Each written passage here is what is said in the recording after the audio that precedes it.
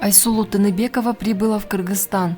Ее в аэропорту встретило многочисленное количество поклонников бурными аплодисментами, цветами и со словами «молодцы». Напомним, что Айсулу Тыныбекова стала победительницей индивидуального Кубка мира по спортивной борьбе, который прошел в Сербии. Айсулу Тыныбекова стартовала 14 декабря в турнире весовой категории до 62 килограммов, где были заявлены 13 спортсменок. В финале соперницей Тыныбековой была Анастасия Григорьева из Латвии. Кыргызстанка с первых секунд пошла вперед и сразу провела прием на 4 балла. Итоговый счет встречи 14-0 в пользу Тыныбековой, которая одержала досрочную победу в первом периоде и выиграла золотую медаль турнира.